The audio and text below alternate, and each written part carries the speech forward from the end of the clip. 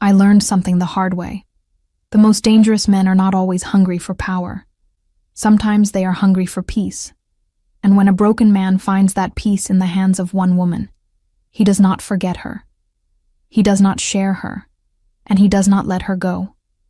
I did not sell food because I had failed at anything else, and I did not stand behind my cart because life had pushed me there and left me no choice, because the truth was much simpler than that and far more personal. I sold food because I was good at it, because my hands knew how to turn plain things into something people remembered, and because there was a kind of freedom in feeding people on my own terms that no restaurant kitchen had ever given me. Once I stepped behind my cart, nobody could lean over my shoulder, steal my work, take my ideas, soften my recipes, or tell me to smile more while they put their own name on my labor. On my street, the flame was mine, the pan was mine, the taste was mine, and the line that formed every day by noon belonged to me too. My corner sat at the edge of an old market in Lower Manhattan, the kind of place where too many lives crossed each other every hour for anyone to pretend they were the center of the world. Office workers came down from glass towers and acted like lunch was an interruption. Taxi drivers came hungry and impatient, and always burned their mouths because they never listened when I said to wait. Tourists stopped because they saw the line, took pictures first, then ate, then looked offended when they realized the food was better than whatever expensive place had been recommended to them online. The regulars were my favorite, not because they were easy, but because they knew exactly what they were coming for and respected it. They knew the menu was short, because I had no interest in pretending to be everything. They knew the garlic bread went first on cold days. They knew the lemon pasta sold out faster when I was in a good mood, and slower when some idiot had tested my patience before 11. People also knew something else about me. They knew I was not impressed by money, titles, tailored coats, soft hands, loud watches, or the kind of male confidence built on the belief that every woman became sweeter when faced with the right amount of power. Men came to my cart all the time assuming charm would buy them extra portions, fake apologies would buy them better treatment, and their smiles would buy them grace they had not earned. They usually learned fast. By the time I had worked that corner for 6 months, half the block knew I could throw a rude customer out of line without ever raising my voice. And after a year, nobody even acted surprised anymore when I did it. My cart was small, but my temper was not, and the market had already decided that both were part of the charm. That day had started like most good lunch days.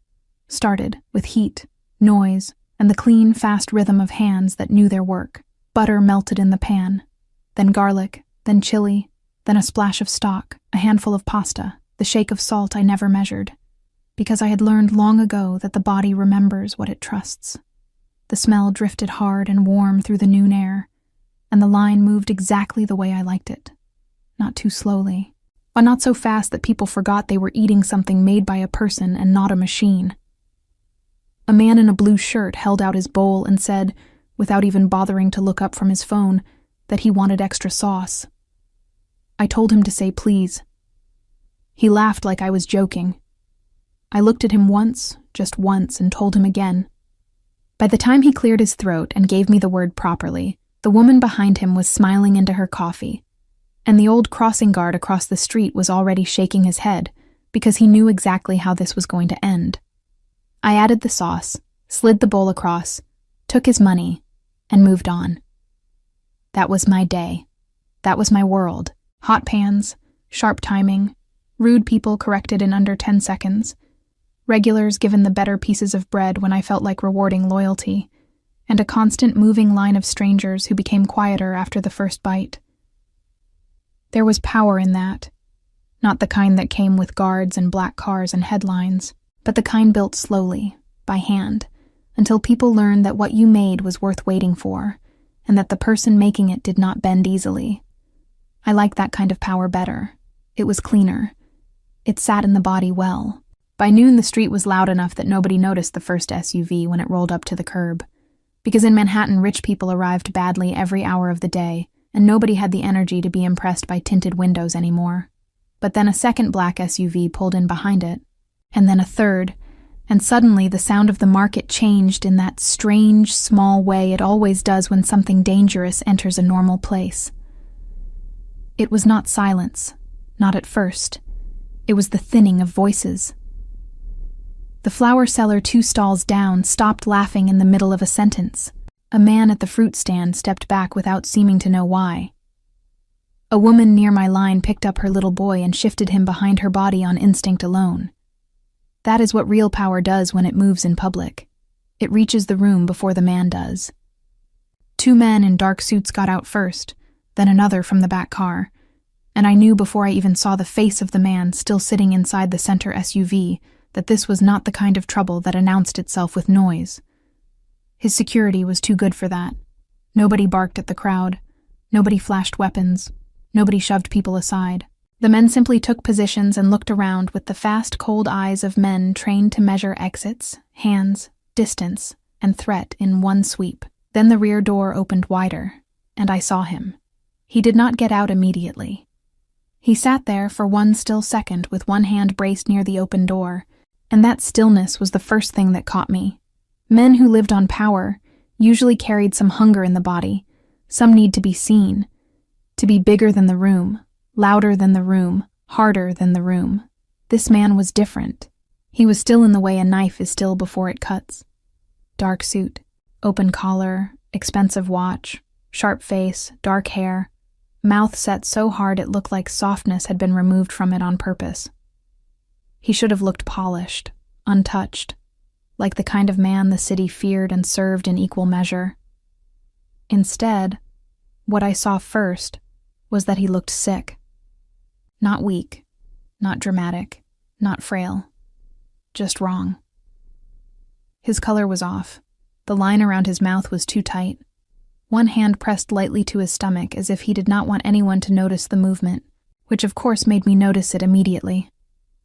One of the men beside him handed over a white container of food, something brought from somewhere expensive and careful.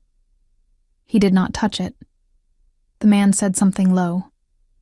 The one in the car answered without lifting his head, and whatever he said must have bitten, because the man stepped back at once.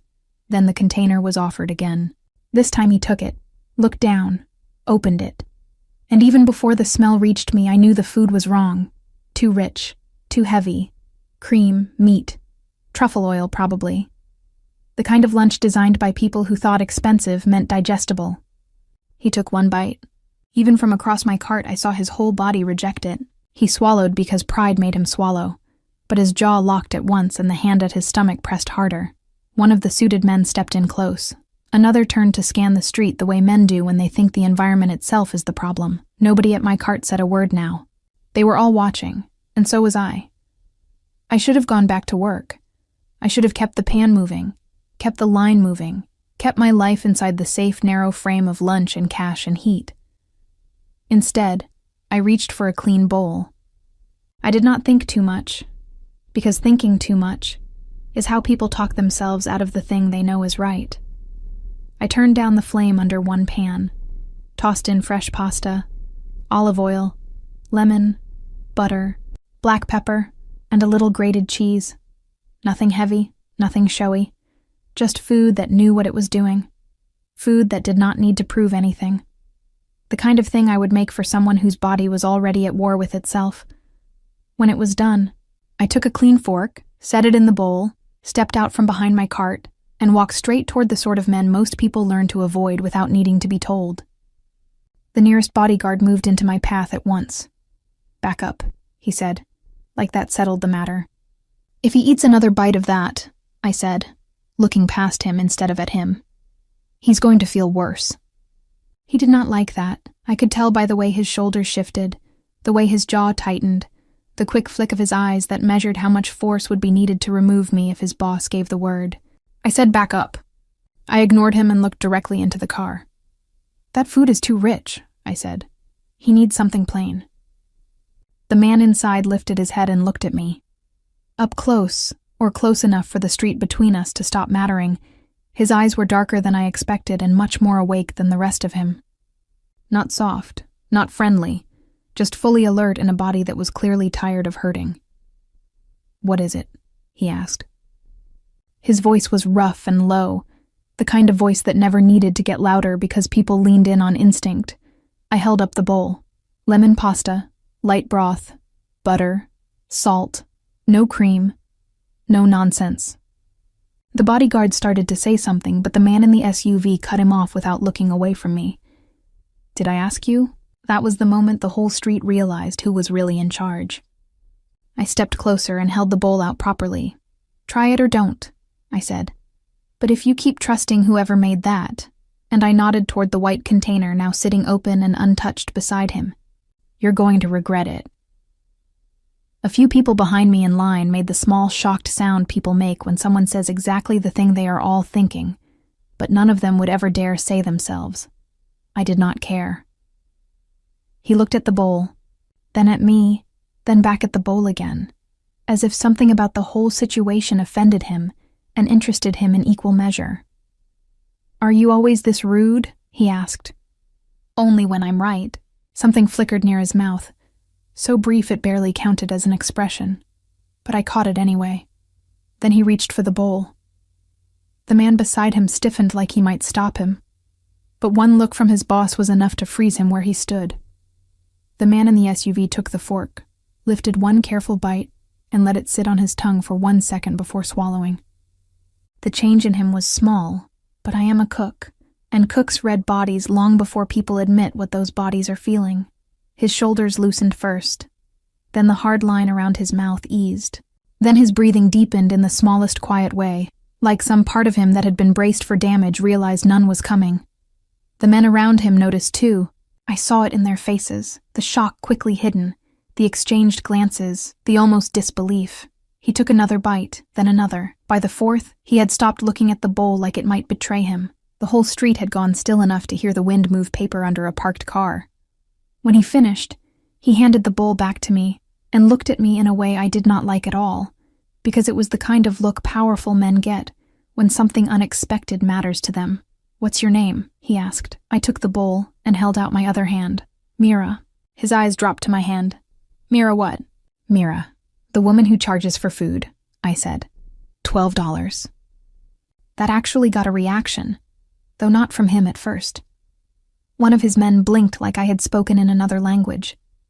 The bodyguard nearest me looked personally offended on his boss's behalf. The man in the SUV, however, seemed only more interested. He reached into his jacket, pulled out a thick fold of cash and offered me 100. I took 12, folded the rest back into his hand, and said that I did not need charity, and I did not overcharge sick men just because they came in armored cars. Who said I'm sick? He asked. No one had to, I said. You haven't been able to keep food down in a while. Your body gave it away. That got me another silence, but this one felt different. He was studying me now. Not my face, not my mouth, not my body, just me. As if I had suddenly become a question he had not meant to take home. You think you know my body? He asked. I know food, I said. The answer sat between us for a second. Then some poor man at the back of my line called out, loud and annoyed, asking if lunch was still happening or if we were all supposed to stand there and die curious. That broke the tension enough for me to step back toward my cart. I told the next customer to come forward and went right back to my pan as though feeding dangerous strangers from luxury vehicles was just another part of city life.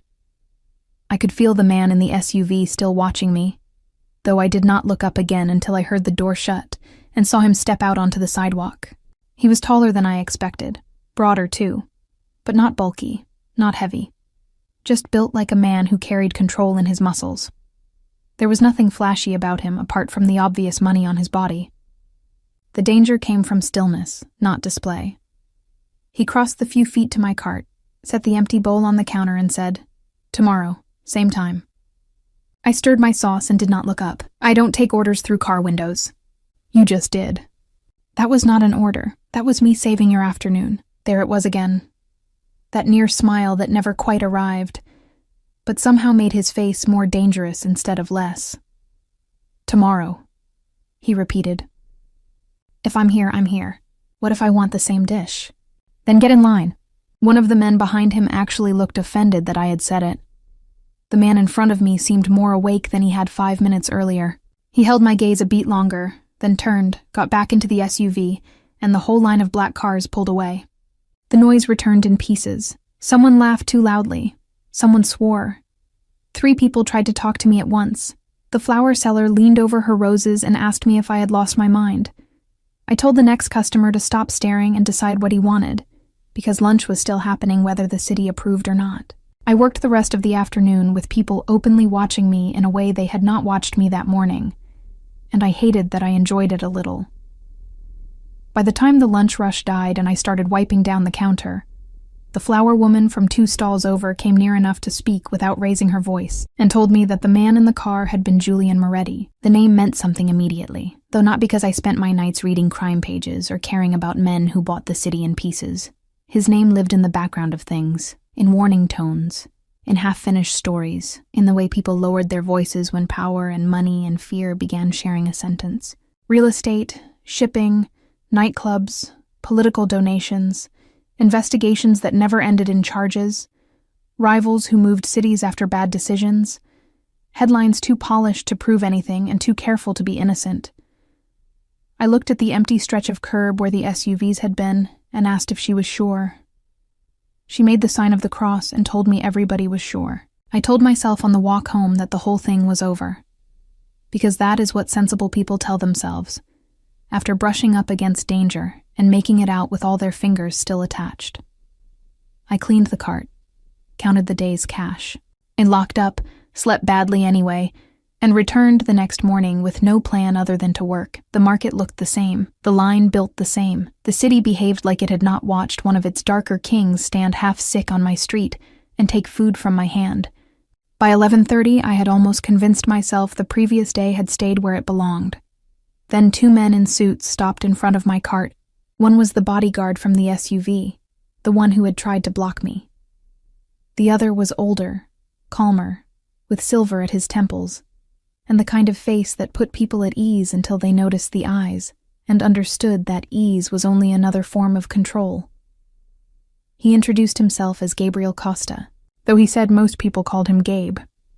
I told him I was not most people. He accepted that faster than most men did. Then he said the reason they were there. Julian wanted a private meal prepared that evening. I said no before he finished the sentence.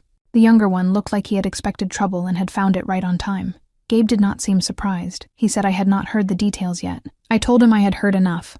He set a thick card on my counter anyway. 1 expensive number and 1 expensive address printed on it like money could make simple things harder to refuse.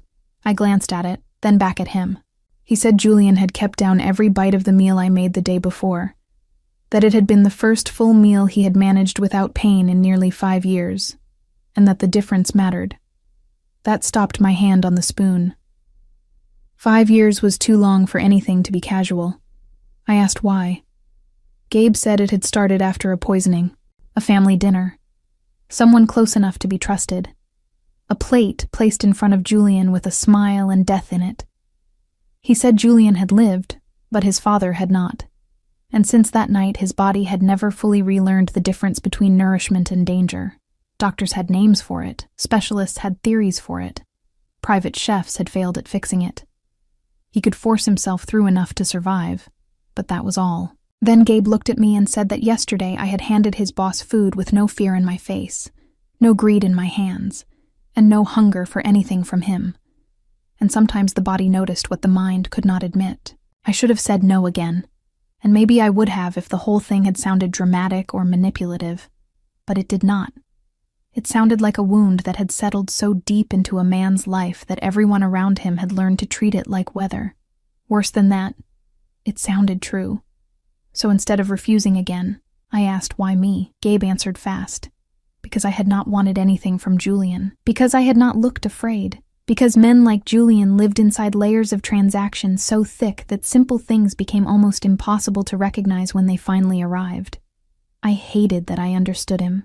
I hated more that some quiet, serious part of me had started paying attention. I laid down my conditions anyway. I was not joining anyone's staff. I would not wear a uniform. I would choose the dish.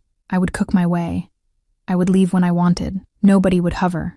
Nobody would touch my ingredient. If any of that was a problem, then Julian Moretti could continue starving in peace. Gabe listened without interrupting, looked almost amused by the end of it, and said 6 o'clock. I stared at him for another second, then said yes with all the reluctance I could fit into one syllable. The building downtown was the kind of rich that tried to look clean instead of loud, but there is no real difference in the end. Money still changes the temperature of a room. A doorman knew my name before I gave it. That told me two things I did not like. First, they had already looked into my life. Second, I was not surprised enough by that. An elevator took me up to a private floor where Gabe was waiting. He led me through a penthouse full of stone, glass, and expensive emptiness, until we reached a kitchen bigger than my apartment. It was beautiful in the way things become beautiful, when nobody actually uses them to live. Steel counters, perfect lighting, imported knives, too much marble near heat, every drawer arranged like a catalog page. I stood in the doorway and told Gabe it was impressive in the same tone people use when they mean unnecessary. Julian came in before Gabe could answer. No suit jacket this time. Black shirt, sleeves rolled, face still sharp but less formal in his own space, which somehow made him more dangerous instead of less. He looked at the bag in my hand and said I had brought my own ingredients into his home. I told him I did not know his kitchen. He asked if I thought it was unsafe. I said I thought trust worked both ways. That landed harder than I expected. Something changed in his expression. And not softness, not offense, just a quick, private acknowledgement that I had said something true. Then he stepped aside and told me to cook. I unpacked in silence while he watched. Fresh pasta, lemon, beans, herbs, good broth, bread, things with integrity, things that knew how to settle a body instead of impress a table. I could feel him looking at my hands, not in the way men usually looked at women working, but like he was reading a language he had once known and did not trust himself to recognize anymore. He said I moved fast. I said I moved like I knew what I was doing. He asked if I always answered like that. I said only when asked. Somewhere behind us, Gabe made a sound like he was enjoying this much more than he should. I cooked him lemon pasta first, then toast with white beans and broth. Food simple enough to be safe and warm enough to calm. When I told him to sit, he sat.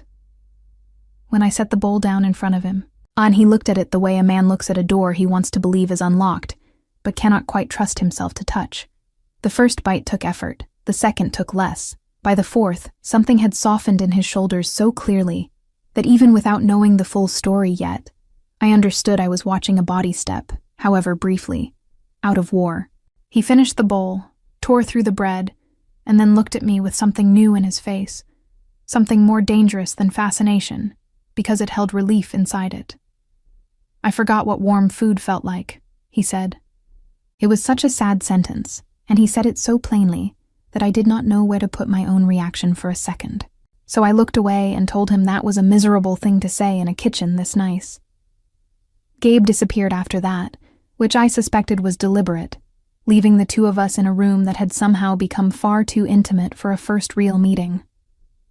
I cleaned while Julian drank warm water the way I told him to, and we talked in pieces. He guessed I had worked in restaurants because I did not move like someone trained only on the street. I told him I had worked in 3 kitchens and left all 3 because the food had been good and the men had been annoying. That earned me the first real laugh out of him, quick and low and gone almost before it fully arrived.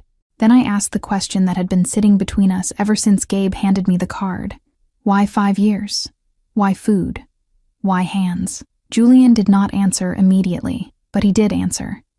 He told me about the dinner upstate, about the woman his family trusted, about the plate set in front of him by someone who smiled while offering death, about his father dying and Julian living in the ugly half-state between survival and memory. He told me that after that night, the body had remembered before the mind did, and every meal became a fight, because food no longer arrived as comfort. It arrived as threat, wearing the face of care. "So you stopped trusting hands," I said when he finished. He looked at me then, fully, and said yes. I made him a second meal before I left. A softer one. Broth and rice and ginger. Not because he had asked, but because my instincts told me not to send a body like that back into the night on one good bowl alone. He ate it slowly, while watching me pack my knives. Then he asked if I would come back tomorrow. I said no at once. He asked why. I told him because if I started coming into his life every day, sooner or later somebody would start calling me his, and I had worked too hard to belong to myself just to become convenient in a powerful man's story. Something dark and unreadable passed through his eyes at that. The kind of thing I knew enough not to touch directly. "That bother you?" he asked. I told him yes. He said, "Even if it keeps me alive." I hated that line so much I almost walked out without answering, because it slid too easily under the skin of the part of me built to feed, to fix, to steady what shook in front of me. I told him he did not get to make his survival my responsibility. He took that without arguing. Then he wrote a number on the back of one of my order slips and handed it over, saying that if I changed my mind I could call it. I left the penthouse with the number in my bag, and the feeling that something had shifted in a direction I did not control. But I had only made it 2 blocks when a black sedan rolled up beside me, and the rear window came down. 3 men I did not know sat inside, and I knew at once they were the wrong kind of dangerous. They were not Moretti men. They looked rougher around the edges, meaner, sloppier in the eyes. One of them smiled at me like we had met at a party instead of on a dark street after I had just left a powerful man's building. He said their boss wanted a word. I said I was busy. He said it would not take long. I said no again. Then he looked past me toward the tower I had left and said, almost pleasantly, that Julian Moretti really was hungry after all. That was when I understood this had moved too fast for comfort. The back door of the sedan unlocked with a click, and the smiling man told me to get in. I stepped back instead. He looked at the bag in my hand and told me I should. Before I could decide whether to run or scream, or throw the bag in his face and take my chances, another car door opened behind me, and Gabe's voice cut through the night like a blade laid flat on glass. He said I was not getting into their car. I turned just enough to see him standing a few feet away with 2 Moretti men behind him, including the younger bodyguard from my cart. The smiling man's face hardened. Gabe told him to inform Vincent Casso that if he wanted to send messages, he could send them to people who answered to him. The man in the sedan looked at me one last time and said this was what happened now, as if the whole shape of my life had already been redrawn, and I was simply late to noticing. Then the sedan pulled away, and I was left on the sidewalk with my pulse racing and anger hitting faster than fear. Gabe told me I should not have walked out alone. I told him they should not have let men follow me from Julian's building. He admitted they had likely been watching the tower already, which was somehow worse. I asked who Vincent Casso was, even though I already suspected the answer. Julian's rival, Gabe said. And when I asked if that meant these men now saw me as a weakness, Gabe did not insult me by lying. He said yes. I laughed once because what else was there to do? 1 bowl of pasta, and now rival criminals were trying to make me step into cars. Before I could decide whether to blame Julian, myself, or the whole diseased structure of powerful men and the wars they dragged across innocent ground, another door opened behind me. I did not need to turn to know who it was. Julian stopped beside me, his coat dark against the streetlight, his face colder than it had been in his own kitchen, and looked down the road where the sedan had vanished. "Casso men do not speak to what is mine," he said. I turned on him at once. I asked what exactly was his. He looked straight at me and said that I was in danger because he had eaten from my hand, and men like Casso noticed anything a man like him treated as valuable. I told him value and possession were not the same thing. He said maybe not, but danger did not care about language. That made me angrier because it was too close to true. He stepped nearer then, not crowding me, but close enough that his next words stayed between us. If I wanted to curse him out, he said, I could do it in the car, but I was not going to stand on that sidewalk proving a point to men who would use me to break him. I hated that he was right. I hated the calm certainty in his voice. I hated most of all that the city around us had already become less safe simply because I had done what came naturally to me and handed food to a man whose life had forgotten how to accept it. But instincts are one thing, and facts are another, and the fact standing in front of me was this. Casso's men had made contact within minutes. My apartment was no longer a sure place, and the black car waiting at the curb had its rear door open because there were times when getting in did not mean surrender. It meant surviving long enough to decide what to do next. He opened the door himself. I told him this did not make me his. His eyes dropped to my mouth, then came back to my face in one slow, dangerous look. "No," he said quietly. "But it may make you mine to protect." I should have hated that line completely. Part of me did. The other part, the part that had read his body before he ever spoke to me, recognized something in it that was harder to dismiss. Not ownership, not exactly. Something darker and more careful than that. So I got in. The car door shut behind me with a soft, heavy sound that somehow felt worse than a slam, because a slam would have matched the anger in my chest, and while that quiet click felt like something final, something decided without my permission. And for the first few blocks I did not even look at Julian, because I knew if I looked at him too soon I was going to say the ugliest thing I could think of just to make sure he felt even half as trapped as I did. Gabe sat in the front with the driver. The city lights kept breaking against the glass and sliding away, and the silence in the car was thick enough to make breathing feel like a decision. But I lasted less than 2 minutes before I turned to Julian and told him, in a voice much calmer than I felt, that if this was the part where he moved me from one guarded place to another and called it protection, then he had already misunderstood the one thing about me that mattered most. He looked at me then, fully, not offended, not cold, just careful in that dangerous way of his, and said that if he had wanted me hidden, I would not be sitting there arguing with him, which was not exactly comforting, but was honest enough to stop me from wasting energy on fake outrage. I told him honesty did not make this better, and he said no, but it made it clear, which, again, was the kind of answer I hated because it gave me nothing soft to hit, and nowhere easy to put my anger. He took me to the townhouse instead of the tower, and that told me more than any explanation could have, because men like Julian Moretti do not bring trouble to the places they consider real unless they are already past pretending they can control the map. The house sat on a quiet block, with trees and old brick and expensive doors that tried too hard to look ordinary, and the second I stepped inside, I felt the difference between this place and the penthouse. The tower had felt like armor. This place felt like a man. There were books on a table, a half-empty glass by the sink, a coat thrown over a chair, a bowl of lemons by the stove, and all those little human signs made me more uneasy than the marble ever had, because I was suddenly standing inside a life instead of a fortress.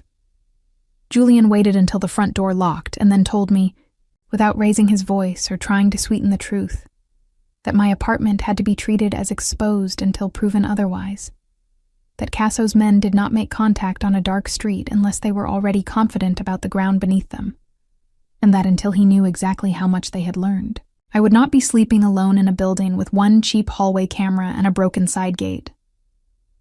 I asked him how the hell he knew about my side gate, and one corner of Gabe's mouth moved like he regretted it immediately, because we all understood what that question meant. They had looked into my life, thoroughly. I should have been more shocked than I was, but by then too many other things had already moved too fast, so instead I crossed my arms, looked around the kitchen, and told Julian that I was not some frightened girl he could set on a shelf until his enemies got bored. He came to stand at the other side of the island, close enough that I could feel the force of his attention, but not so close that it became pressure, and he said very quietly that if I were frightened he would not think less of me. But that was not what this was, and we both knew it. "Then what is it?" I asked. His eyes held mine for one beat too long before he answered. "It is me knowing exactly how men like Casso think, and not letting him be right before he has earned it." There it was again, that way he had of speaking from the center of something hard and ugly without dressing it up. And for reasons that annoyed me, I trusted that more than I would have trusted comfort. So I asked the only question left that mattered. "How long?" he said, "until morning at least. Until his men had eyes on my building. Until the street was checked. Until the first layer of panic from Casso's move had passed, and the next move could be read properly." I told him I hated all of that.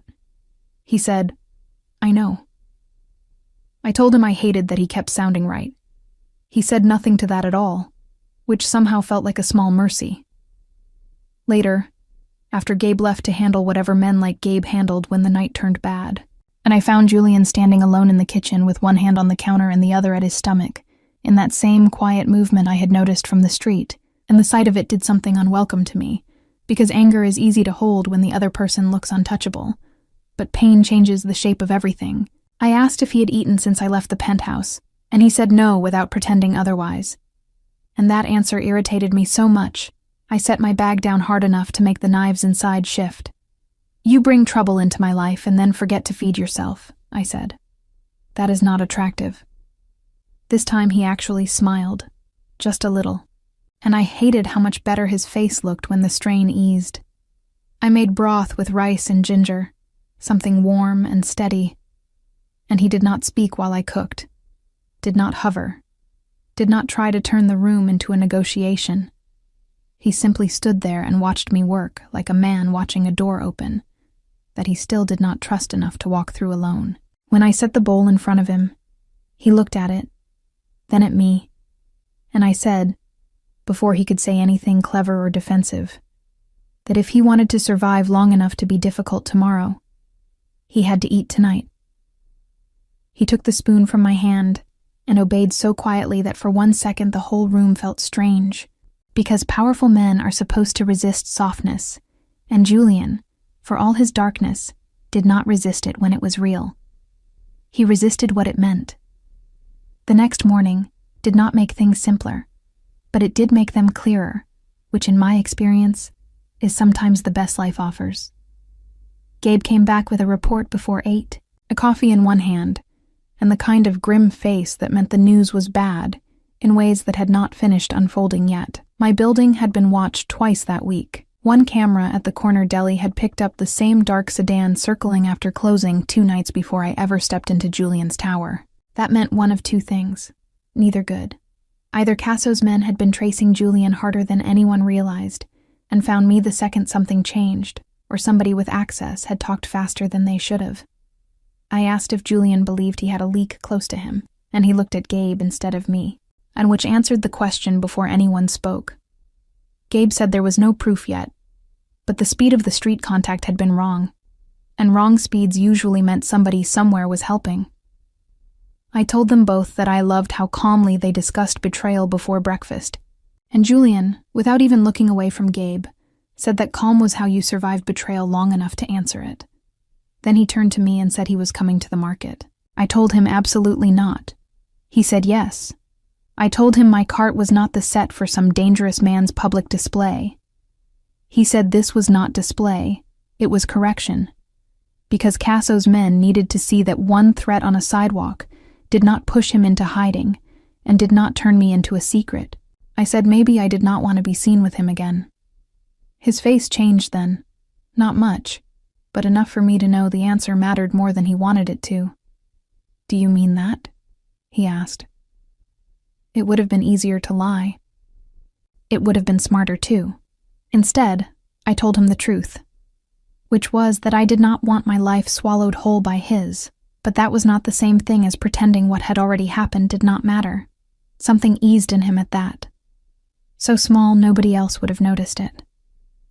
"Then I'll stand in line," he said, "like everybody else." And that somehow was the answer that made me let him. The market looked different when we arrived, though maybe it was just that I had changed and could feel the shift more sharply. People noticed him immediately, but this time the fear came mixed with curiosity, because he was not arriving in a wall of black cars. He was walking down the block in a dark coat, with only 2 men far enough behind to look like coincidence to anyone stupid enough to miss the truth. He took his place at the end of my line, hands in his pockets, face unreadable, and did exactly what he had said he would do. He waited. Office workers stared. Tourists pretended not to. The crossing guard almost got hit by a bike because he was watching Julian instead of traffic. The flower woman was enjoying herself so much I could feel it from 10 feet away. I did not give anyone the satisfaction of reacting. I took orders, worked the pans, corrected 2 rude customers, handed bread to the regulars, and served Julian last, just because I knew it would irritate him a little and because I wanted to see whether he would accept that without trying to move the rules around him. He did. When he stepped up, I asked him what he wanted. He looked at the menu board, then at me, and said, "You choose."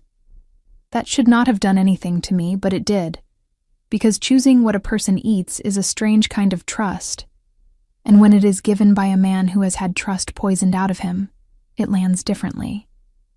I made him warm pasta with olive oil, garlic, spinach, and breadcrumbs, simple enough to calm and filling enough to count, and when I handed it over, our fingers touched for half a second longer than necessary. He stepped aside near the cart instead of disappearing into a vehicle, and he ate right there in public while half the market pretended that was normal. That was when I understood the second thing he had come to do. The first was to protect me. The second was to make it known that whatever this was, whatever line we had crossed by feeding and returning and feeding again, it was not something he intended to hide from men who used shadows for courage. That awareness sat in my chest long after he left, and it made the rest of the day feel oddly fragile, like any loud noise could crack it. The first real push from Casso came 2 days later, and it came dressed as paperwork, which I should have expected, because men like that do not reach for blood first when humiliation and inconvenience can do the opening work for them. A health inspector showed up just before noon with 2 city officers and complaints about unsafe storage, expired permits, blocked sidewalk access, and improper setup. All nonsense, all fake, and all timed to hit when my line was longest, and my crowd was widest. The inspector would not meet my eyes for more than a second, which told me he knew exactly what he was doing, and hated himself only a little for doing it. I did not call Julian. I did not call Gabe. I pulled every paper from the folder I kept under the counter. Every permit, every inspection record, every license copy, every renewal confirmation, and I laid them out one by one in perfect order on the metal surface while the line watched, and the officers tried very hard to look bored. By the time I finished, one of the officers had started looking embarrassed on the inspector's behalf. "Do you have an actual violation to cite?" I asked, "or are we all wasting lunch?" The inspector gathered his papers, muttered something about a clerical issue, and left with his 2 officers and as little dignity as he could carry. I knew it was not over. Men do not test a wall once and walk away if they think the wall matters. So when I found Julian waiting by my cart after close, I was not surprised, only annoyed at how visible my annoyance was to him. He leaned one shoulder against the brick beside the alley and listened, while I told him exactly what I thought about rivals who use city offices as toys. When I finished, he asked if I wanted his help. I said no. He asked if I wanted his advice. I said probably not. He said, "You're getting both anyway." That should have irritated me more than it did, but by then I knew the difference between a man trying to own the room and a man trying to guard a line already being crossed. He told me Casso would escalate now because the clean pressure had failed, and that if I wanted to stay ahead of the next move, I needed to stop thinking like a cook for 1 hour and start thinking like a target. "That is a miserable sentence," I told him. "Yes," he said, and still true. So I let him walk me to the subway, which was not surrender, no matter how much Gabe's expression suggested he thought otherwise. The fire came after midnight. It was not a full blaze, not the kind meant to erase everything, because if Casso had wanted ash, he could have had ash. This was something meaner, something sent to warn. The side panel of my cart had been soaked and lit, just enough to warp metal, blacken the serving edge, and turn my painted menu board into smoke and curling ruin. Old Mr. Alvarez from the newsstand saw the glow while taking out trash and called it in before the whole thing caught, which is probably the only reason the cart survived at all. By the time I got there, firefighters had already cut the heat, the street was wet, and Julian was standing near the curb in a black coat, talking to Gabe with the kind of still fury that made the people around him keep one extra step of distance without seeming to know why. The second I saw the damage, everything else blurred. I went straight past the tape, past the shouting, past the men trying to stop me, and dropped to my knees beside the cart, like it was a wounded thing I might still save by touching. The metal was still warm. The side was scorched. My chalk lettering was gone. I put both hands on the ruined edge and felt something awful tear through me, because people who have never built anything with their own bodies do not understand what it means to watch that thing burned by someone who has never earned the right to even look at it. Julian crouched beside me and said my name once, gently, like he understood the room he was entering. I turned on him with all the pain I had nowhere else to put. "This is because of you." The words came out sharp and raw, and I did not take them back. He did not flinch. "Yes," he said, "just that. No excuse, no defense, no lie." The honesty of it hit harder than any argument could have. Then he looked at the damage, then at me, and said that he was going to end it. "You cannot unburn my cart," I said. "No," he answered, "but I can stop the next hand before it reaches you." I laughed once without humor and asked if that was supposed to comfort me. He said quietly that it was supposed to buy us time. Gabe, who had been silent until then, stepped forward and said that Julian had a storefront in Nolita sitting empty because a deal had died 2 months earlier, that it could be leased by noon, outfitted fast, and put fully in my name. I stared at him. "My name?" He nodded. "Your lease, your kitchen, your rules, his security." Julian did not add to that. He just watched my face, like he already knew the only way I might accept help from him was if the help came without ownership attached to it. I made them both work for it anyway. I said the place would be mine on paper, my menu would stay mine, the walls would be arranged my way, the opening hours would be mine, and if one black SUV sat outside my door like a permanent threat, I would walk before the paint dried. Gabe said the lease could be drafted before morning. Julian said yes to every condition without trying to reshape a single one. Then he looked at the cart again, at the blackened edge and ruined board, and said, "I'm not taking your corner from you, Mira. I'm giving your name walls." It was the first line he had given me that felt less like power and more like understanding, and it hit me hard enough that I had to look away. The storefront changed everything, not all at once, but enough to make the days feel like they were moving toward something instead of away from it. Contractors came and went. Lawyers slid papers across polished tables. I signed a lease with my own name on it, and no hidden clause under the language. And the kitchen was smaller than the penthouse one, but better in every way that mattered, because it was built to work, not to impress. I chose the placement of the stove, the prep counter, the shelves, the lighting, the chalk wall, and the small front window where I wanted bread stacked in the mornings, because I liked the sight of it. Julian did not interfere. That mattered more than I admitted. He asked what I needed, and if the answer was reasonable, it appeared, and if it was unreasonable, he found a way to make it happen anyway. A better hood. He had it. A wider prep sink. Done. Heavy cast-iron pans from the old French supplier I liked, already ordered. Good knives balanced the way I preferred, waiting in a box when I arrived. Every time I noticed another detail, my chest tightened in that uncomfortable place where gratitude and danger sometimes start looking too much alike. At night, I still cooked for him, because whatever had shifted in his body after that first bowl of pasta had not gone backward, and the more regular the rhythm became, the more I understood that food was no longer just food between us. It was routine, yes, but it was also trust measured in small acts. He could drink broth if I had made it. He could finish toast if I buttered it myself and left it warm.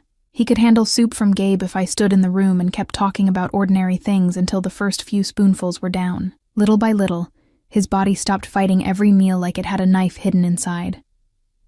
Little by little, I stopped pretending that watching that happen did not matter to me.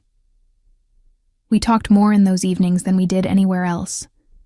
He asked about the restaurants I had left, and I told him about chefs who thought theft was mentorship and owners who liked my food better when I was not being credited for it. And I told him about walking out of a high-end kitchen after a man old enough to know shame put his hand on my waist and told me that women who wanted menus should learn to be more agreeable. Julian asked for his name in such an even voice that I immediately refused to give it, because whatever calm revenge had formed in his head was not going to happen over mushrooms and cream sauce from 7 years ago. He did not argue, but I noticed the way his jaw tightened anyway. One night I found him in the kitchen after midnight, standing barefoot on the cold floor with one hand braced on the counter, breathing like a man trying to force his way back into the present one inhale at a time. There were no broken bottles, no raised voices, no obvious signs of disaster, just sweat at his hairline, tension through his shoulders, and that look in his eyes that told me whatever room he was standing in physically was not the one he had woken up inside. I asked no questions. Questions come later with nightmares, after the body stops believing it is still trapped in them. I went to the stove, warmed broth, added rice, ginger, and salt. And when I turned back with the bowl, he was still there, still trying to hold himself together by force alone. "Tell me where you are," I said. He looked at me slowly. "Here, tell me what room." He swallowed once, then looked around like he had to prove it to himself. "Your kitchen now." Something in me softened so hard it almost hurt. I stepped closer, held up the spoon, and told him to take it. He did. One slow swallow, then another, then another. By the time the bowl was empty, the worst of the nightmare had drained from his face, and he said in a voice rougher than sleep alone could explain that he hated being seen like that. I put the bowl down, and told him that men who thought being broken in front of one safe person made them smaller were exhausting. That got the faintest almost laugh from him, and then he did something that froze the whole room for me. He reached out and touched my wrist with 2 fingers, just enough to feel my pulse, just enough to ask without asking whether I would pull away. I did not. "You think you're safe for me," he said. "I know I am," I answered. He closed his eyes for 1 second after that, as if the sentence had gone somewhere he could not guard against. The almost kiss came later, and it would have become a real one if poison had not reached the kitchen first. It was a quiet evening, one of the rare ones that felt almost ordinary, and I had just finished beans with rosemary and lemon, while Gabe stood at the far end of the room going through messages like he was trying to look less dangerous by holding a phone. Julian sat near the counter and watched me with that same low-burning focus he had never really learned to hide, and the air felt warm enough that I had stopped noticing how close we had both drifted to something neither of us was naming. Then I uncapped a bottle of olive oil, tipped it toward the pan, and the smell hit me wrong so fast that my whole body reacted before thought caught up. Bitter metal, too sharp, too flat under the fruit. I slapped the plate out of Julian's hand before he could take the first bite. It shattered against the floor, beans and white sauce breaking everywhere, and in the same second, Gabe had a gun out, and Julian was already on his feet. I did not look at either of them. I took the bottle, smelled it again, and knew. "Do not touch anything," I said. My voice was sharp enough that they both obeyed instantly. The oil was tested. It came back poisoned. Not enough to kill quickly, but enough to wreck a body and send every old terror in Julian's mind roaring back to life. The bottle had been switched that afternoon. A pantry worker had been bribed. The money had come through 2 hands, and then vanished into a dock account tied to Vincent Casso's people. Julian did not shout. He did not throw anything. He stood in the middle of the kitchen with his face emptied of everything but cold, and I understood with a clarity that made my own skin go tight that Casso was no longer just attacking property or pride. He was trying to recreate the shape of Julian's oldest wound, until peace itself became impossible again. That was the twist inside all of it. The thing none of us had said clearly until then. Casso did not just want leverage. He wanted Julian broken in a very specific way. I stepped in front of him before the room could freeze any harder, put my hands flat against his chest, and told him to look at me. He did. "That bottle doesn't get tonight," I said. "That old table doesn't get tonight either." For one dangerous second, I thought he was going to kiss me right there over broken plates and poison and fury. Instead, he lowered his forehead to mine and breathed once, hard and shaky and alive. After that, I started seeing the pattern before the men did. Casso was striking anywhere Julian felt even briefly human. The street, the cart, the townhouse kitchen. He was not trying to kill him in the cleanest way. He was trying to make comfort feel unsafe until Julian did the work of destroying himself. When I said that out loud the next morning, both Julian and Gabe went quiet in the way men do when a truth has just entered the room wearing somebody else's face. Then Gabe asked what that meant for us.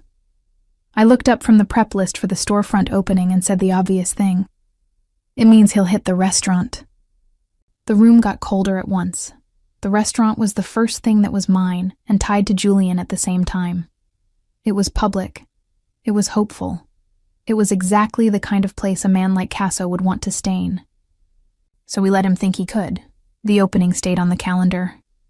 Invitations went out to the market regulars and the neighborhood people who had watched me build a name on the street before walls ever got involved. The sign went up. The menu was written in my hand. Bread proofed before dawn. Beans simmered. Pasta was rolled. The flower woman cried when she saw my name over the door and told me if I did not marry somebody in that room soon, she was going to start choosing for me. Gabe stood at the back pretending to check messages when really he was checking angles. Julian came late on purpose so he would be seen arriving, and when he stepped through the door in a dark suit with his tie gone and the exhaustion in his face softened by the simple fact that the room smelled like my food, something warm and painful moved through me at the same time. He crossed to the counter, not touching me, and asked if I was ready. I told him I had been ready for years and was only now getting walls to prove it. The attack came right in the middle of applause. The front window shattered first, not from a gunshot, but from a metal trash can hurled with enough force to spray glass across the first two tables, and before the scream from the flower woman had fully landed, 2 men were already coming through the service alley at the back. The room exploded into noise. Chairs fell. Someone ducked under a table. One of the office women from the market grabbed her husband and dropped to the floor. I shoved the flower woman behind the counter so hard she almost cursed me for it, and then instinct took over. Gabe moved toward the back, Julian toward the front. One of Casso's men came through the kitchen door with a knife, and the kind of confidence only stupid men carry into rooms they do not understand, and he learned quickly that I did understand mine, because the first thing my hand found was the pot of boiling pasta water, and I threw it into his face before he got within arm's reach. He went down screaming. I kicked the knife under the prep table, grabbed the heavy skillet by the stove, and turned just in time to see Vincent Casso himself, walking through my broken front door, like he had bought the right to be there. He was older than Julian, thinner, smoother around the mouth, and handsome in the rotten way some men become handsome after years of learning how to sell cruelty with charm. His smile when he saw me was full of delight, which made it worse than anger would have. "So this is the piece," he said, like the whole ruined room amused him. Julian turned so slowly it made my skin go cold. Gabe had blood running down one side of his suit jacket, but was still upright and armed near the back passage. Vincent spread his hands like a host at a party. "You built her a kitchen," he said to Julian. "That is almost sweet." Julian said nothing, and I understood then why his silence frightened people more than shouting ever could. It made death feel close enough to touch. Vincent kept smiling until he made the mistake of looking at me too long, and because men like him never really believe the woman in the room is part of the danger, he did not see the jar of my chili oil until it smashed full into his face. Glass broke. Oil and pepper hit his eyes. He screamed and lurched back, half blind and swearing, and that single second was enough for Julian to cross the distance and drive him over a table. The gun appeared at Vincent's throat so fast the room barely caught up. Everything stopped. Even the men still moving at the edges of the restaurant hesitated. I had never seen Julian look more capable of killing somebody without feeling one grain of doubt about it. It was all there in his face, in the absolute stillness of him, in the way his hand did not shake.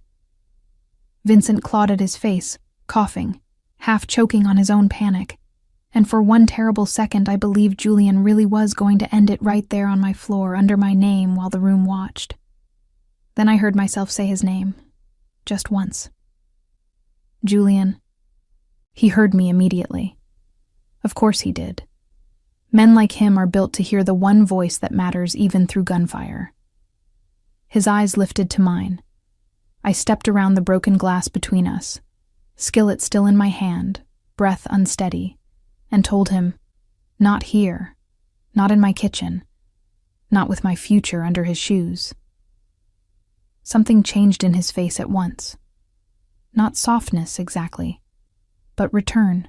He looked down at Vincent, then back at me, and then he said to Vincent in a voice so low it seemed to come up from the floorboards, "If you come near her again, there won't be enough left of you to bury."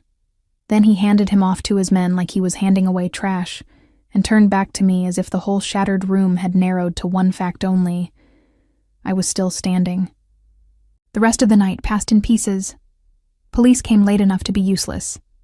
Statements were taken, glass was boarded, Gabe's shoulder was stitched, while he insulted the doctor and the flower woman flirted with him through the whole thing like a woman who had decided surviving violence counted as foreplay. I swept the kitchen myself because I needed to touch my own counters and prove to my body that the room still belonged to me.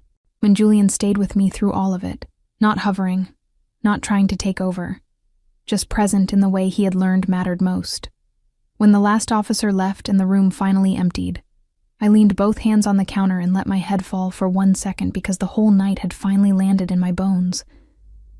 Julian came to stand beside me, close enough for warmth, but not touching. "I can rebuild this by morning," he said. I lifted my head and looked at him. "You can't rebuild a night," I answered. He took that without trying to fix it. Then he said more quietly than he had spoken all evening, "Then let me rebuild what comes after it." That was the sentence that undid me. Not because it was romantic, but because it was not. It was practical and honest and open in a way men like him rarely survive becoming. 3 days later, the front window was new, the walls were patched, the tables were reset, and Casso was gone from the city in a way nobody explained to me directly, and everybody expected me to understand anyway. He was alive, but he was finished here, and that was enough for me. The reopening was quiet, just the market people, warm lights, too much bread, and the kind of relief that makes laughter come easier than it should after a bad week. Julian came after close, when the last plate had been washed and the front sign had been turned to closed, and he sat at the counter while I served him the first full public dinner he had eaten in years without scanning every shadow in the room. He did not rush it. He did not brace for pain. He ate like a man learning how not to fight the table. When he finished, he set down the fork and looked at me in that same focused way that had unsettled me from the beginning, only now it had changed shape. It was no longer just interest. It was no longer just need. It was choice. He stood, came around the counter, and stopped close enough that I could feel his breath before he touched me. "You were right," he said. "About what?" I asked, even though I already knew. "Freedom costs more." His hand rose, slow enough for me to stop him, and settled at my waist with the care of a man who knew exactly what he was asking. "And?" I asked. "And I would rather stand beside yours than cage it." That was when I kissed him. Not because he had rescued me, not because he was feared, not because the city bent around him, but because he had looked at the thing I built and loved it without trying to own its name. His mouth met mine slowly at first, almost carefully, and then deeper when my hand caught his shirt and held on. He kissed like he ate now, with intention instead of fear, like every part of him had finally decided that peace did not have to be stolen to be real.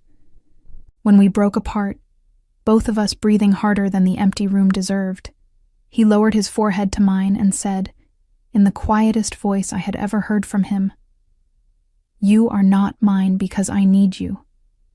You are mine because I know exactly what you are, and I still have no intention of letting you go." I should have argued with the word, but by then I knew what he meant and what he did not. Not a cage, not possession, something fiercer and better than that. So I touched his face, looked straight into those dark, tired eyes that had finally learned how to rest in my kitchen, and told him not to. A year later, people still told the story wrong, because people always prefer the simpler version. They said I healed Julian Moretti with one bowl of pasta, as if healing were ever that easy, as if men like him ever changed in one clean, beautiful moment. The truth was messier and better. I fed him once, and then again until his body remembered what safety felt like. He kept showing up until my kitchen stopped feeling like a place he visited and started feeling like the only place where his shoulders ever fully came down. My restaurant grew because the food was good and the room was mine, and people trusted both. Gabe became a regular at table 4 and still claimed it was for the light, though the flower woman told everyone who would listen that it was for her. Julian learned to eat from other hands when he had to, but never with the same calm, never with the same ease, and neither of us pretended not to understand what that meant. Some nights after close he stood beside me, drying plates badly while I counted receipts, And I would look over at the most feared man in the city with dish soap on his hands, and my name over the door, and think that happiness really was strange, because it had not arrived softly, and it had not arrived safely, and it had certainly not arrived in a shape I would have chosen on purpose. But it had arrived. And once it had, he did exactly what I had said dangerous men do when they finally find peace in the hands of one woman. He did not forget me, he did not share me, and he did not let me go.